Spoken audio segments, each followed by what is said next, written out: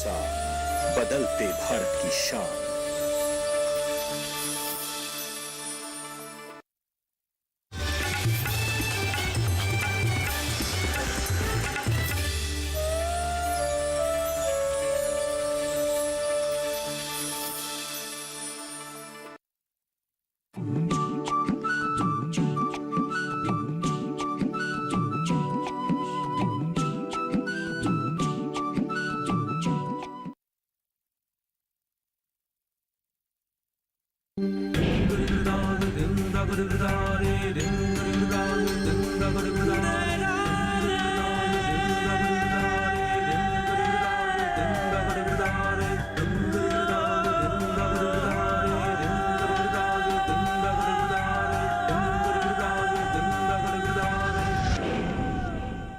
जिंदगी जिंदगी है रोशनी, हर घड़ी हर कदम नए रंग। तूफान भी अगर आए कभी, ना रुके ना झुकेंगे हम।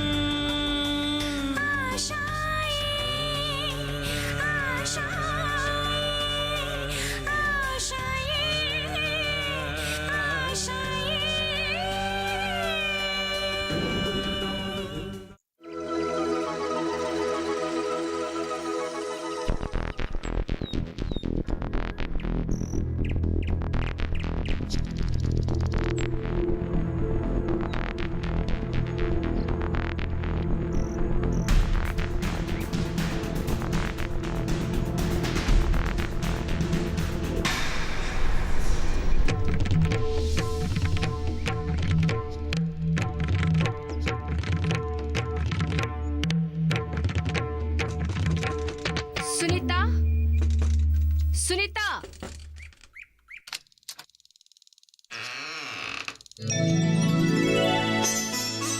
सुनीता,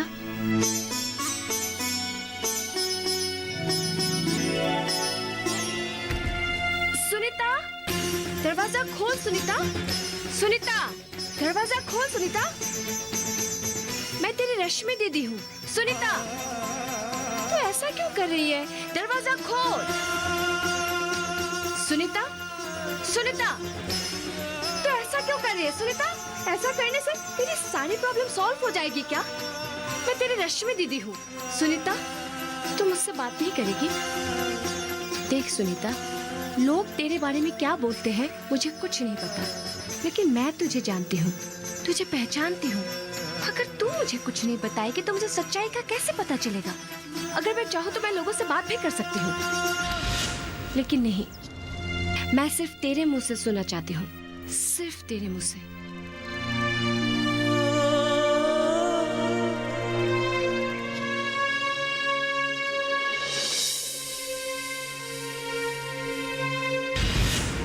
सुनीता, मन में बहुत विश्वास लेके तेरे पास आई थी।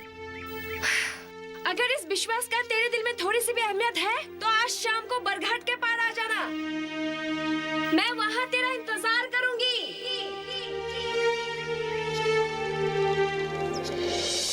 कहाँ से शुरू करूं? कुछ समझ में नहीं आ रहा है। सोच समझ कर बोलने की कोई जरूरत नहीं, जो हुआ है वही बता। हमारे घर के बारे में तो तुम्हें सब कुछ मालूम है। बाबा के बाद भैया ही घर चलाते आ रहे हैं। खेती के दिनों के अलावा भैया ने प्रकाश के मिल पे काम करना शुरू कर दिया था, और कोई उपाय भी नहीं था। शादी के बाद प्रॉब्लम्स बढ़ गई थी, उसमें भाभी के हर दिन नए डिमांड्स।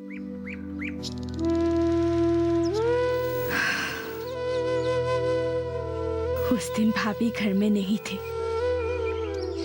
मायके गई हुई थी। दोपहर को नहा के मैं जब अंदर आई तब मैंने देखा।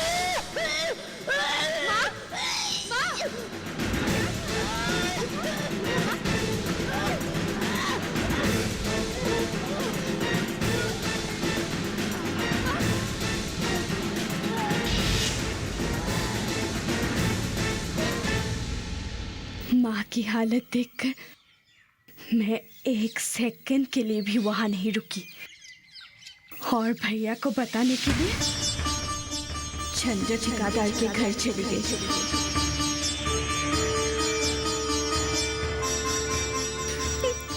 प्रकाश बाबू। अरे सुनीता, क्या हुआ तुझे?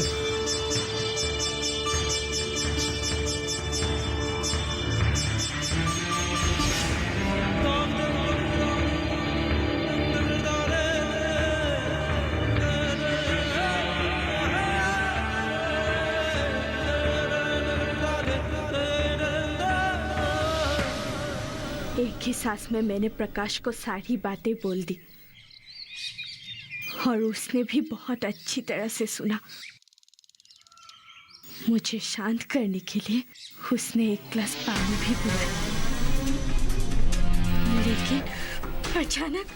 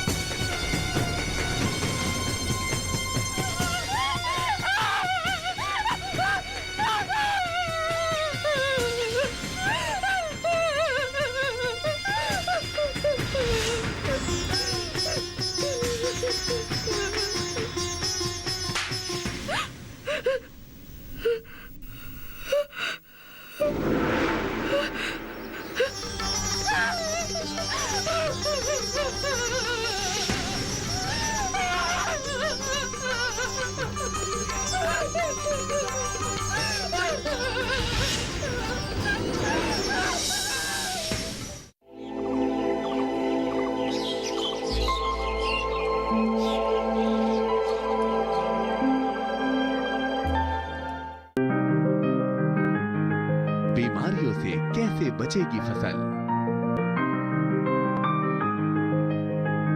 मवेशियों की मुश्किलों का क्या है हल? कहां से लाएं बीज, कितनी लगेगी खाद? किसानों के हर फोन का विशेषज्ञ देंगे जवाब। देखिए हेलो किसान लाइव सोमवार से शुक्रवार शाम 6 बजे।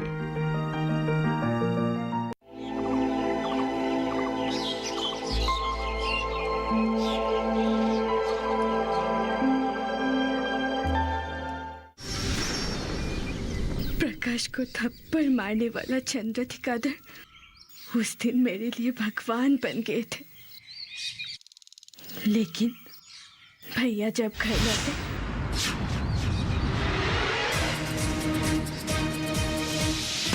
प्रकाश, निकल!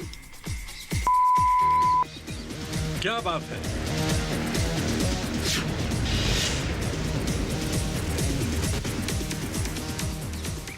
मुझे जितना तक मालूम है, थाने में एफआईआर दर्ज करने के बाद भैया उस दिन प्रकाश के घर गए थे।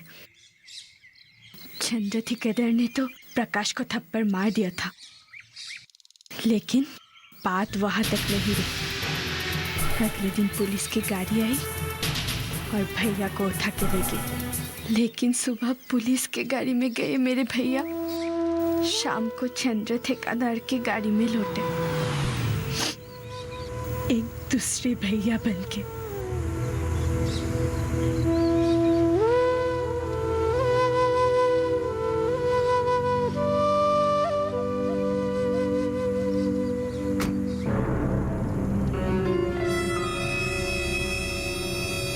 चलो।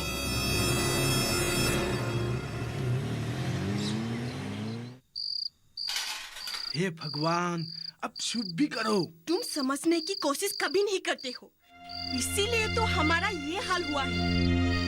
लेकिन मुझे बात कुछ ठीक नहीं लग रहा है। अपनी बहन को इस हालत में। थोड़े दिन के बाद हमारा परिवार बड़ा होगा और मैं अपनी बच्ची को यहाँ सड़ने नहीं दूंगी, याद रखना। तुम भी ना, कैसी बात करती हो? क्यों? माँ का इलाज कैसे करती?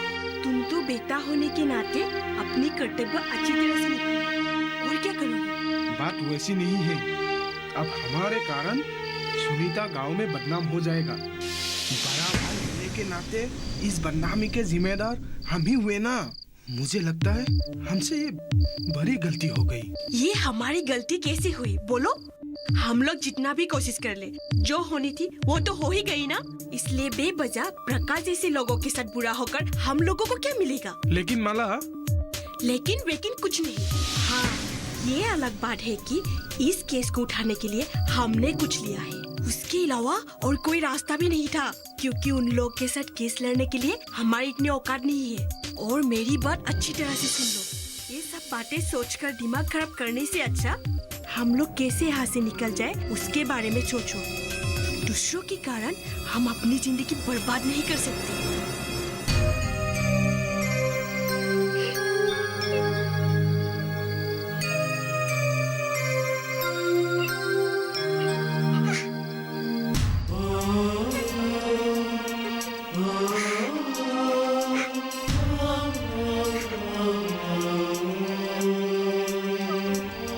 एक दिन अच्छा आदमी बनके भैया और भाभी घर से निकल गए और मैं प्रकाश के बुरे कर्मों को अपने ऊपर लेके बन गई एक दूसरी सुनीता। बहुत कुछ बोल सकती थी मैं, कुछ नहीं बोली, क्योंकि जिस दिन मुझे पता चला कि मेरे खुद के भैया और भाभी मेरी इज्जत को बेचकर सोने का संसार बनाने को सोच रहे हैं, उसके बाद कुछ बोलने की शक्ति नहीं रही।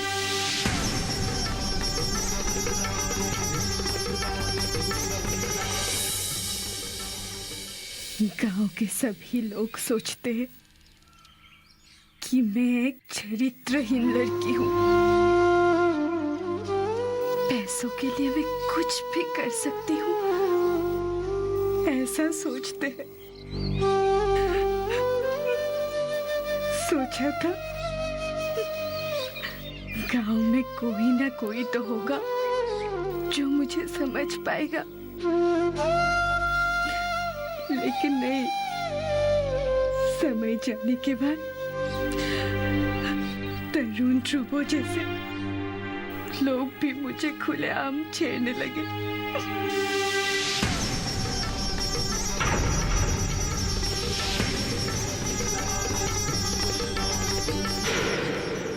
गांव में मेरे लायक करने के लिए कुछ काम नहीं बचा था। इस वजह से मैं हाथ पे हाथ डाल के तो नहीं बैठ सकती थी। घर में अगर बैठी रहती तो माँ का क्या होता। इसलिए पिछले 6 महीने से मैं एक DTP सेंटर में काम कर रही हूँ। लेकिन गांव के लोग मैं कहाँ क्या कर रही हूँ कुछ सोचे समझे बिना,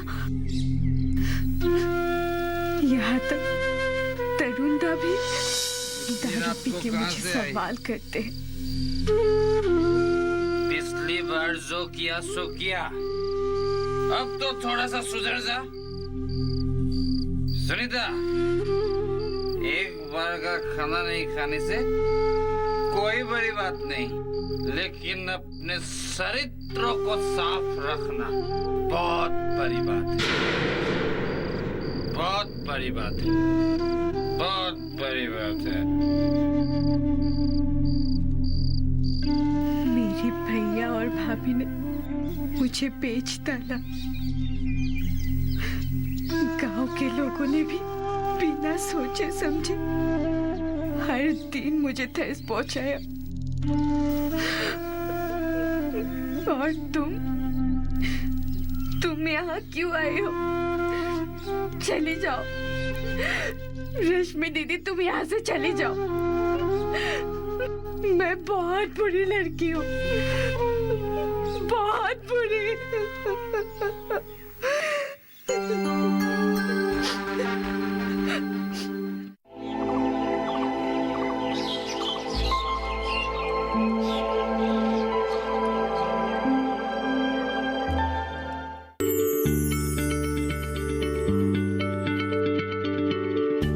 क्या आप किसी बीमारी से परेशान हैं?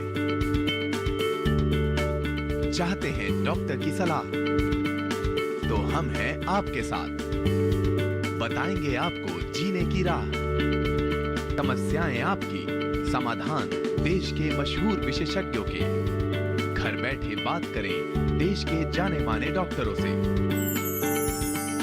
हमारे लाइव प्रोग्राम स्वस्थ किसान में हर शनिवार शाम 6 बजे से 7 बजे तक।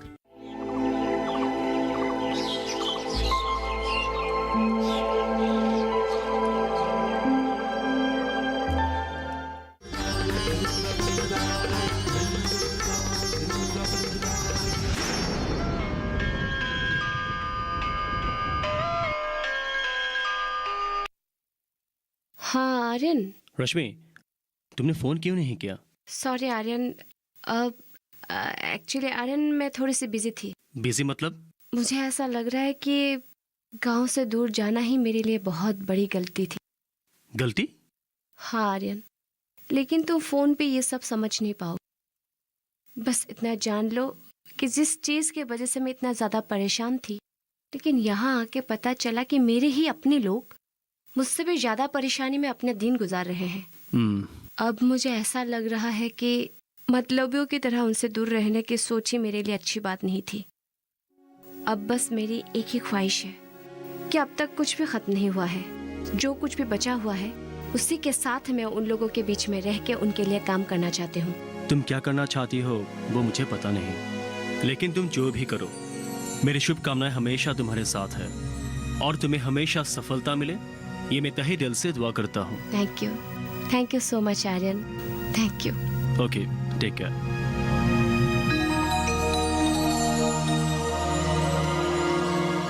क्या नाम बोला था तुम्हारा? सुनीता गोगोई। राजेश गगे तुम्हारा भाई है क्या? हाँ जी। राजेश गगे ने इस केस के ऊपर एफआईआर दर्ज किया तो था, लेकिन दूसरे ही दिन वो केस वापस मेरे पे तो उठा लिए थे। Thank you sir. आपसे ये इंफॉर्मेशन लेने के लिए हम लोग यहाँ आए थे। सही इंफॉर्मेशन देने के लिए आपको बहुत बहुत शुक्रिया। हमारे इस वर्दी का अर्थ ही है सच्चाई। वदन में ये सच्चाई का वर्दी लेके अगर तुमको गलत इंफॉर्मेशन देता तो ये जुर्म नहीं होता, और मैं ऐसा जुर्म नहीं कर सकता। तुम लोगों को जब भी जरूरत पड़े आ जाना, मैं तुम लोगों को जरूर मदद करूंगा। Thank you sir. मैं आपको एक बात पूछना चाहती हूँ। जरूर पूछो। क्या आप प्रकाश सैकिया को पर्सनली जानते हैं?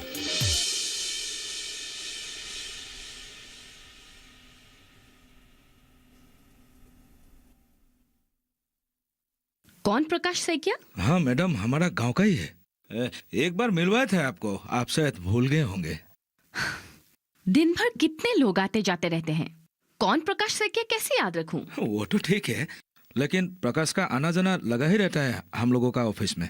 पिछले 4 भी उन्हें अच्छी तरह से जानते थे। ठीक है, असली बात बोलो। मैडम, असली बात मतलब ये सिग्नेचर। कौन सा सिग्नेचर? क्या है कि गरेमारी का जो रास्ता का कॉन्ट्रैक्ट है वो प्रकाश को मिला है। बाकी सब तो ठीक ठाक है, अगर ये सिग्नेचर हो जाता तो।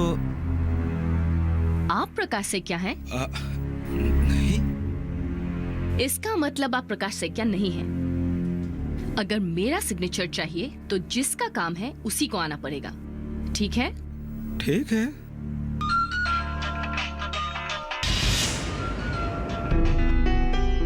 गुड इवनिंग सर, बोलिए। पैसे तो कम है। क्या? और थोड़ा दीजिए। काम लेने से पहले मैं तुम लोगों को क्या बोला था याद भी है या वो भी भूल गए? छोड़ो यार, तुम लोगों को एक ही बात में कितना बोलूंगा। तुम लोगों को मैं अपना मानता हूँ, इसलिए खुद से मैंने कुछ ना कुछ दिया है। उधर काम का बिल मिलना तो बहुत दूर बाकी है, और मिलेगा भी तो जितना खर्चा हुआ है ना, मूल भी नहीं उठा पाएंगे। ठीक है, पिछले 2 कामों का बिल मिलना बाकी है। अगर वो बिल मिल जाए तो तुम लोग को भी मिल जाएंगे। टेंशन लेने की कोई जरूरत नहीं है। अच्छा,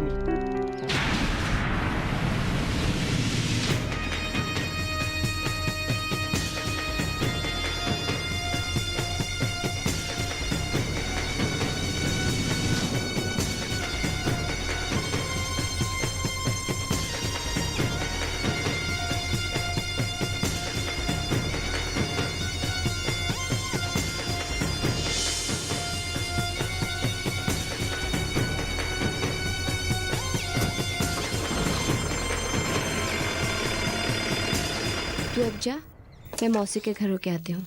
ठीक है।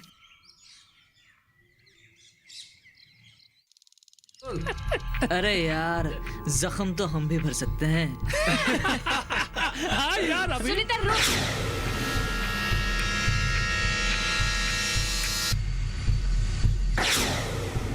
बोल, अब बोल।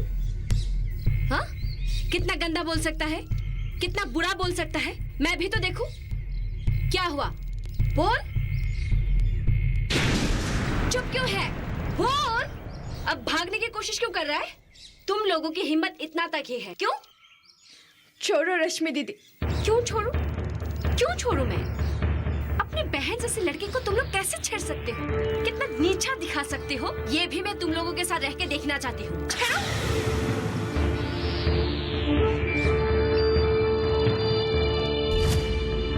क्या हुआ, अब कोई कुछ बोलता क्यों नहीं? मैं जानती हूँ तुम लोग कुछ भी नहीं बोल सकते, तुम लोग किसी के सामने आवाज नहीं उठा सकते। अगर आवाज उठा सकते थे तो सुनीता के साथ जो कुछ हुआ उसके विरुद्ध जरूर आवाज उठाते, लेकिन नहीं। अब तो तुम लोग किसी के हाथों की कठपुतली बन चुके हो और एक बेबस लड़की की तमाशा देख रहे हो, ये बिना सोचे समझे कि उस लड़की के साथ तुम लोगों का क्या रिश्ता है।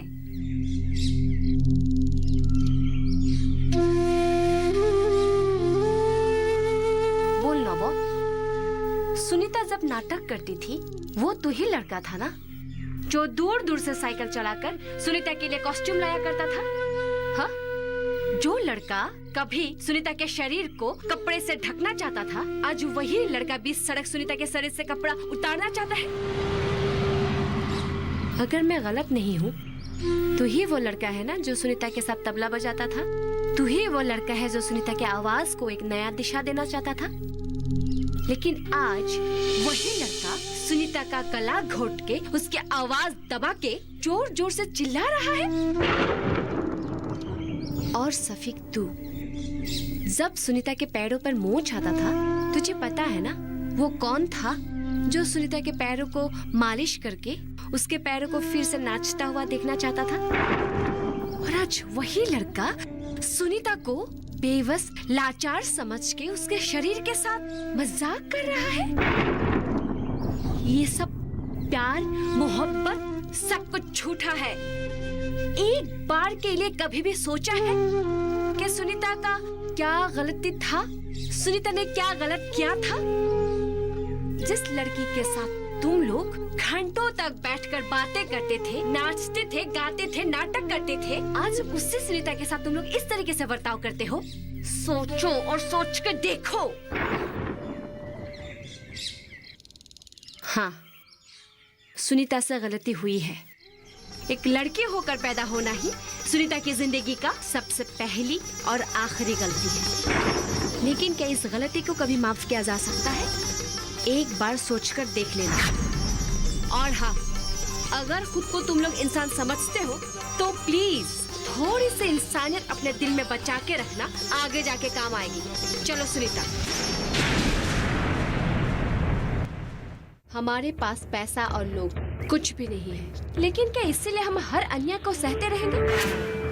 मैं जितना दूर समझ पाई हूँ तुम लोग सब जानते हो, सिर्फ तुम लोग ही नहीं, गांव के हर कोई जानता है कि सुनीता के साथ अन्याय हुआ है। फिर भी कोई भी सुनीता के हक में आवाज उठाने के लिए तैयार ही नहीं है। अरे अरे अंधे हो क्या? अरे पीछे की तरफ आकर तुम्हें तो मुझे धक्का मारा ना। अरे भाई, आजकल गांव शहर का कोई फर्क ही नहीं रहा। लोगों की मनमानी की वजह से गांव में चलना फिरना भी मुश्किल हो गया है। हर घड़ी हर कदम नए रंग, तूफान भी अगर आए कभी न रुके